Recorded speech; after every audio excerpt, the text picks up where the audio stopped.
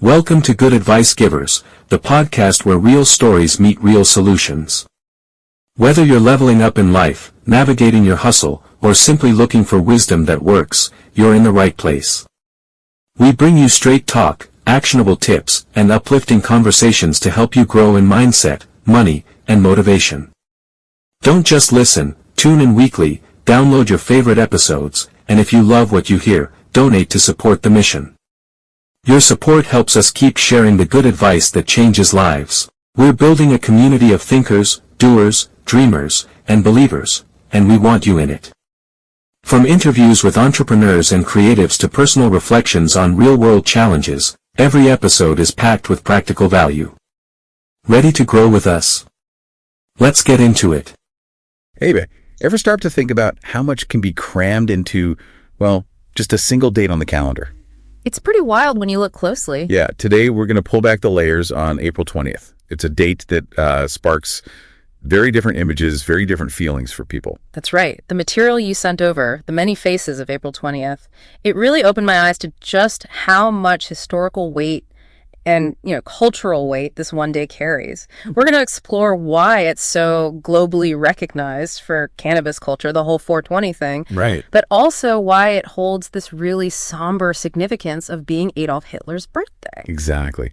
And, our goal here is always to give you the crucial info without sort of bogging you down. Get right to it. Yeah. So our mission today is to understand the surprising duality of April 20th, why it's a day of celebration for some, and, well, a day of stark remembrance for others. The material you shared gives us a really broad view, its origins, some twists and turns I definitely didn't expect. Okay, so where do we even start with a date this complex? Maybe the more lighthearted side first, the story behind 420. Sounds like a good place to start. And what's fascinating is how this whole global thing seems to have sprung from something so small, so specific. Right. So back in the early 1970s, you've got this group of high school students in California. They call themselves the Waldos. The Waldos, okay. Yeah, and they used 420 as a kind of code. The idea was they'd meet up at 4:20 p.m. by this Louis Pasteur statue at their school to go search for this rumored abandoned cannabis crop nearby. And did they find it? Incredibly, no, they never actually found it. They searched and came up empty. That's almost, it's funny, right? How this huge phenomenon has such an almost anticlimactic start. Totally. But that regular meeting time, 420 Louis, it just kind of morphed into 420. It became their secret shorthand for talking about cannabis. Okay, so that's the local bit. But here's where it gets really interesting for me. How did this little high school code break out and, go global? Well, it seems the Grateful Dead played a pretty significant role. Ah, okay. Makes sense. Yeah, one of the Waldos apparently had a connection to the band, or their circle, anyway. And as the term started circulating within the whole Grateful Dead community, it really stuck. Mm-hmm. It evolved. It wasn't just about when to meet anymore. It became this broader symbol within marijuana culture itself. Right. It became the thing, not just the time. Exactly. Represented the whole culture. And then by the 1990s, this symbol had totally blossomed into this unofficial weed day, right? Celebrated every April 20th. Mm-hmm. The material you shared talks about these incredible gatherings starting to pop up, like thousands of people showing up in places like Golden Gate Park in San Francisco, crowd. The University of Colorado Boulder, even Parliament Hill in Ottawa, Hyde Park in London, people just coming together. It was this mix, wasn't it? Part celebration, part, a very public push for change. A protest, almost. Mm. Definitely. If you connect this to the bigger picture, you can really see it reflecting a shift, right? A real change in how society was starting to view cannabis. Absolutely. Those big, visible gatherings were a powerful demonstration. It showed a growing movement that was pushing for legalization, celebrating what many saw as the plant's benefits. Okay, now fast forward to today. Things have changed a lot. We've seen legalization happen in many places, U.S. states, Canada, Uruguay, Malta. How has that massive shift influenced the way 420 is well observed? Well, what's intriguing, I think, is this transition. It went from something that felt a bit like civil disobedience. Right, like sticking it to the man. Kind of, yeah. To something much more mainstream. Right. Now, don't get me wrong, advocating for policy reform is still a key part of April 20th. Okay. You've got groups like MPP Marijuana Policy Project and NORM-LML, the National Organization for the Reform of Marijuana Laws. They're still actively using the day to push for things like federal legalization in the U.S. or addressing the, frankly, huge racial disparities in cannabis arrests. That's crucial work. Absolutely, and expungement, getting records cleared. But alongside that activism, we've seen this huge surge in commercial activity. Oh, yeah. The material you put together really hits that hard. It feels like every cannabis company, dispensary, heck, even companies that have nothing to do with cannabis are trying to, tap into the 420 buzz. Totally. Discount deals, limited edition products, sponsored events. Even fast food places making jokes about the munchies, right? Exactly. It's everywhere, which, raises this important question with all this commercial stuff. Is the original spirit, the activism, getting lost? Yeah. Diluted, maybe? Some longtime advocates definitely feel that way. But, others might argue it's just a sign that cannabis is becoming more accepted, more normalized. Well, it's complicated, a definite evolution. Absolutely. Okay, so let's take a sharp turn now, a really sharp one, to the other major association with April 20th, Adolf Hitler's birthday. It's a jarring contrast, to say the least. It is. Very jarring. Born April 20th, 1889. Hitler's legacy is just one of immense devastation. His central role in starting World War II, orchestrating the Holocaust. The systematic murder of over 6 million Jews. Yes. It casts this incredibly long, dark shadow over the date. In many historical contexts, academic contexts, it's just a solemn reminder of, the terrible consequences of unchecked hate and totalitarianism. And disturbingly, the material you shared points out how April 20th has actually become a focal point for neo-Nazi and white supremacist groups today. Yeah, they try to use it. They see it as a symbolic day for rallies, for spreading their hateful messages. It really is. And what's particularly troubling is how this date has been linked, however indirectly sometimes, to acts of violence. Yeah. Most notably, the Columbine High School massacre. Right, 1999. Tragically, it happened on Hitler's birthday. And while, as the material notes, a direct link proving the shooters were neo-Nazis wasn't definitively established. Right, it wasn't clear-cut. The timing itself just led to so much speculation, didn't it? Yeah. About their motivations, maybe wanting shock value. Exactly. It added another layer of horror to an already horrific event. It's a chilling connection, even just to consider. It really is. The information you provided also touches on how the world responds to this misuse of April 20th. Yeah. Particularly in Germany, where, any public display or a positive mention of Hitler is illegal. Yeah, strict laws there. And organizations like the Anti-Defamation League, the ADL, they actively monitor for hate group activity around this time. And Jewish organizations often use the date for Holocaust education efforts. Right. Kind of counter-programming the hate. Precisely. It really brings that stark duality of the date right into focus, doesn't it? On one hand, you have this growing, global, often cheerful celebration around cannabis. Yeah. And on the other, a date that carries immense historical pain and is actively exploited by groups promoting hate. It really makes you think, how can one single day hold such wildly different meanings for different people? It's kind of mind-bending. And the material you compiled, it actually looks at other notable events and birthdays on April 20th, too, which was quite a surprise. It is a surprisingly busy day. When you look beyond those two, dominant narratives, you find this really diverse mix. Like who? Well, people born on April 20th include George Takei. Oh, wow. Sulu. Yeah. Jessica Lange, Carmen Electra, the amazing musician Tito Puente. Quite the list. And historically, the first known performance of Shakespeare's Macbeth in 1611. No kidding. Yep. Freedom of religion being granted to Jewish people in New Amsterdam back in 1657.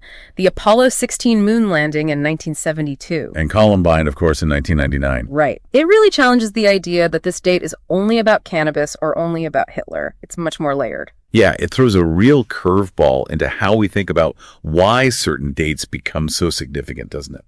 Okay, let's circle back to how 420 itself has evolved more recently. The material you shared really emphasizes how deeply connected it's become with this massive, multi-billion-dollar cannabis industry. Oh, absolutely. What started as this sort of underground counterculture thing has now been fully embraced by corporations, by influencers. We're seeing slick marketing campaigns, big sponsored events, even, as we said, non-cannabis brands trying to get a piece of that cultural cachet.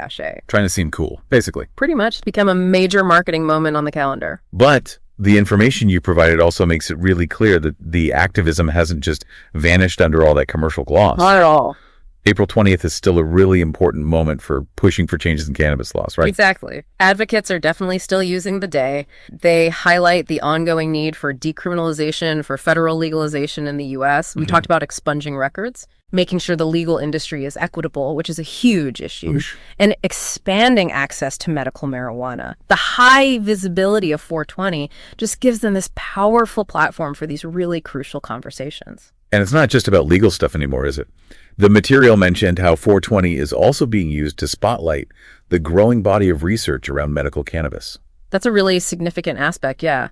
There's so much more interest now in understanding how its different components, cannabinoids, terpenes, all that. Right. How they might help with things like pain management, certain mental health conditions, neurological disorders, even just understanding our own internal system, the endocannabinoid system that interacts with these compounds. Fascinating.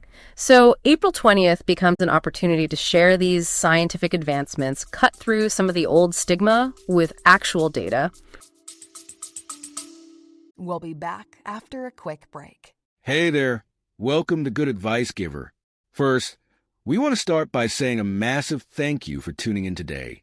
Whether you're a long-time listener or you're joining us for the first time, we're truly grateful to have you here.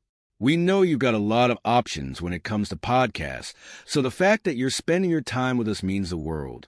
So thank you. That's right. We're excited to have you with us because here on Good Advice Giver, we cover just about everything.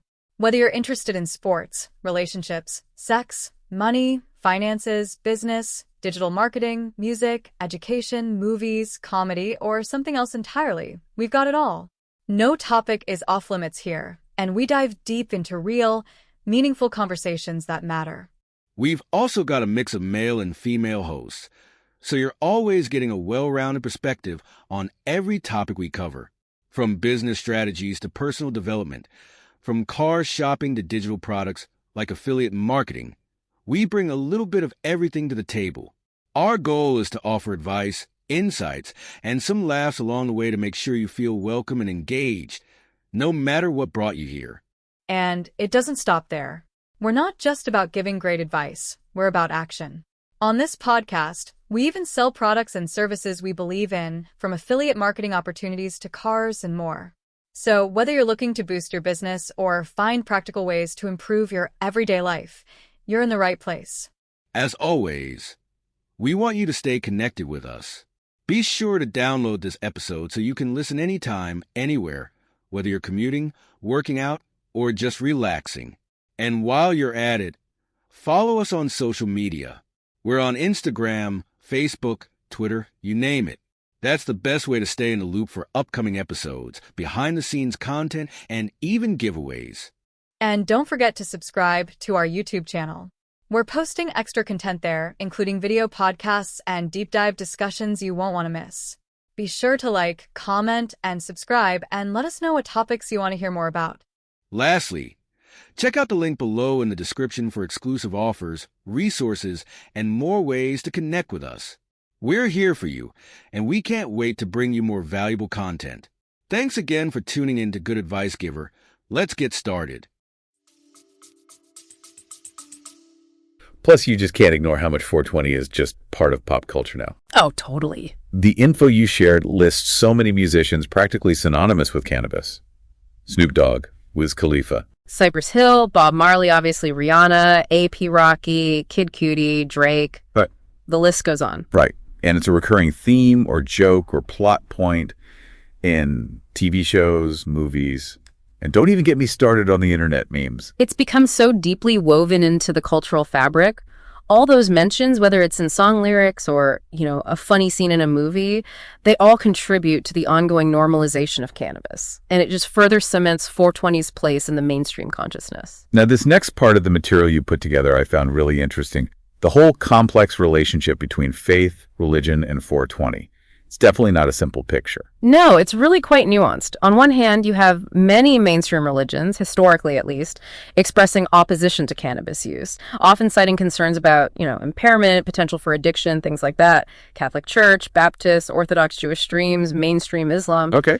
But then you also have religious traditions with really deep historical connections to the plant. Like Rastafarianism.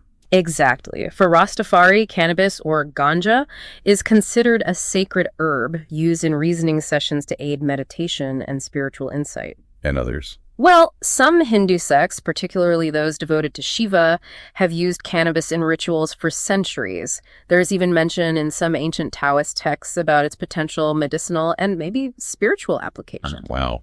It really highlights the incredibly varied ways humans have interacted with this one plant throughout history across totally different belief systems. It does. And the material you shared points out that there's actually an increasing amount of dialogue happening now between different faiths. About what? About the ethical considerations of cannabis legalization, particularly around social justice, criminal justice reform. Tying back to those disparities we mentioned. Exactly. It's a really important conversation to be having, especially considering how past drug policies have disproportionately harmed certain communities, often communities of color. So, taking this global now, how does all this play out around the world?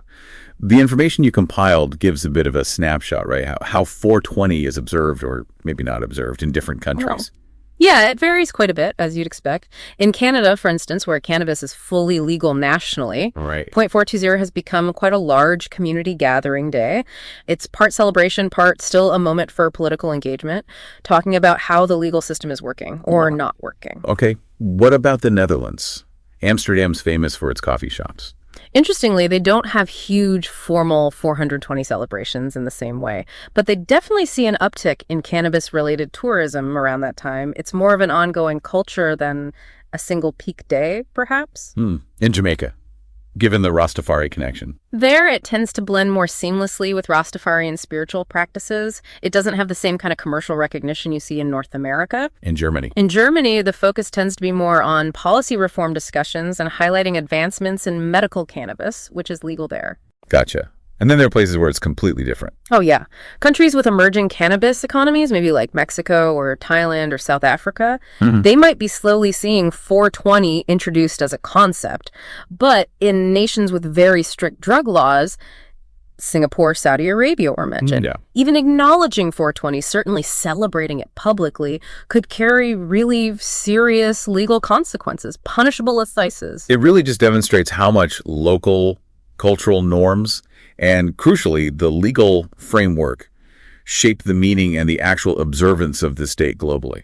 Okay, we have to circle back, though, to that darker aspect. It feels unavoidable. The tragic connection to the Columbine massacre and the way extremist groups have sort of co-opted April 20th. This is a really critical piece of the puzzle if you want to understand the full weight of April 20th. The Columbine High School shooting was just horrific, a generation-defining tragedy for many. Absolutely. And the fact that it occurred on Adolf Hitler's birthday just immediately led to this intense speculation about the shooter's motivations. Were they neo-Nazis? Was the date deliberate for that reason? Even though, as we said, that direct link wasn't definitively proven. Correct. But the association was made very publicly, very quickly. And the information you provided really emphasizes the lasting impact Columbine has had on how we think about school safety, obviously gun violence debates in the U.S., mental health awareness. It's a tragedy that continues to echo. And unfortunately, as we touched on earlier, April 20th has also become this date that white supremacist and other extremist groups have latched onto, precisely because of the Hitler connection. Yeah, they see it as a day to rally, to commemorate him, to promote their ideologies. Law enforcement agencies, groups like the Southern Poverty Law Center, they actively monitor for increased chatter and potential activity around this time. So there's a very real concern about hate crimes, symbolic acts of violence. Sadly, yes. It's a sobering reminder that these hateful ideologies are still present and vigilance is needed. And this all ties into how the media covers April 20th, doesn't it? Which is another point you raised in the material. The framing really matters. It matters hugely. Media framing really shapes public perception. So depending on the news outlet, the specific story focus, you might see April 20th presented primarily as a day of, lighthearted cannabis celebration. Yes, stoner holiday headline. Right. Or it could be framed as a solemn day to remember the atrocities of the Nazi regime. or a time to reflect on the tragedy of Columbine and discuss school safety, or even as a date where there's a heightened risk of terrorism or extremist activity. So many different angles. Exactly. And this varied coverage contributes to the complex, sometimes really conflicting public identity of April 20th. It makes you think about the psychology behind it all. Why do certain dates get so loaded with meaning? You introduced this concept in the material, temporal symbolism. Can you unpack that a bit? Sure. It's basically the idea from psychology and sociology that specific points in time dates on a calendar can become deeply connected to strong emotions, significant memories, shared cultural meanings, even specific behaviors. Dates acquire symbolic weight. April 20th is a really powerful, if complicated, example of this. It evokes such different, sometimes incredibly intense responses based on both collective history, like World War II or Columbine, and personal histories or affiliations, like being part of cannabis culture. Like other dates we think of, maybe 9/11 or December 25th or July 4th, they carry this heavy weight of shared experience and symbolic meaning. Precisely. Though April 20th is maybe unique in having such starkly opposing meanings attached to it simultaneously. Which leads us right to this central question that the material raises. Can April 20th, or maybe should April 20th be reclaimed or somehow redefined? It feels like a real ethical tightrope walk. It really is. There are arguments on both sides. Some argue for reclaiming it, saying, look, the meaning of dates can evolve. They might point to Juneteenth in the U.S., a date marking the end of slavery, which has gained much broader recognition and celebratory status over time. Maybe 420's positive freedom-oriented aspects can eventually overshadow the negative. Okay, that's one perspective. But then there's a strong argument for caution. People warning against letting, celebratory commercialism, the fun side of 420, completely overshadow or erase the memory of the very real tragedies and the hateful ideologies also tied to the day, that we risk trivializing horror. Right. That feels important too. And the material you shared highlights some interesting middle ground approaches emerging. Things like dual observance events trying to hold space for both celebration and solemn remembrance, or community education initiatives, really talking about all the meanings. Digital literacy efforts, too, helping people navigate the different narratives they see online. It sounds like a really complex issue with absolutely no easy answers. Definitely not. Ultimately, I think this deep dive into April 20th really reveals it as a date of profound duality. It embodies celebration and sorrow, freedom and hate. It just underscores the incredibly intricate ways that we as a society create meaning, remember history, and grapple with difficult legacies. So here's maybe the final thought to leave our listeners with. Considering all these diverse, often really conflicting meanings tangled up in April 20th, what responsibility do we have? As individuals, as a society? How do we shape the narrative, the observance of a date like this? Is it even possible for one single date to hold such drastically different significance long-term? Or will one meaning eventually just sort of win out in our collective consciousness? That's a powerful question. Definitely gives you a lot to consider. It does. I really encourage you, our listeners, to reflect on the different facets we've talked about today. Maybe explore further some of the history, the cultural movements that stood out to you. Yeah, there's always more to learn. Well, thanks for taking this deep dive with us into the many, many faces of April 20th. My pleasure. It was fascinating to explore. Until our next exploration. Welcome to Good Advice Givers, the podcast where real stories meet real solutions. Whether you're leveling up in life, navigating your hustle, or simply looking for wisdom that works, you're in the right place. We bring you straight talk, actionable tips, and uplifting conversations to help you grow in mindset, money, and motivation. Don't just listen, tune in weekly, download your favorite episodes, and if you love what you hear, donate to support the mission. Your support helps us keep sharing the good advice that changes lives. We're building a community of thinkers, doers, dreamers, and believers, and we want you in it. From interviews with entrepreneurs and creatives to personal reflections on real-world challenges, every episode is packed with practical value. Ready to grow with us? Let's get into it. Every day you just want to say, Happy Easter Day. You're just ready and really for all of the things that come along with it. And this year it just happens to be on 420. And everyone is here for the things that they are trying to figure out today. And bless the Lord for the story and the history of what comes along with 420 in all of its glory. I know that you are going to be here today, tomorrow, the next day, tuned in, listening to the good advice givers. And if I were you, I would definitely partake in such a day that allows everyone to have a good time and allows everyone to understand that today is the day for you to bless yourself, to bless others, to give and share. And even the Indians had what they call the peace pipe, and they puffed, and they passed. Now, if you were going to celebrate today, 420, make sure that you do it so in moderation. Do it well. They say that anything is too much is too much, but do it in moderation. Do it to capacity. Make sure that you get all of what you're trying to get out of the situation, and love one another, and understand that, like Jerry Springer, these are my final thoughts. So if you could, just come with us and share with us everything that you do, everything that you have done, so that we all can get along. And think about it. It's just something that needs to be done. I'm glad to be here, and thank God for 420. And for all of you people who are like Nazis or something and celebrating like Hitler's birthday, just think about who cares about that this day and age.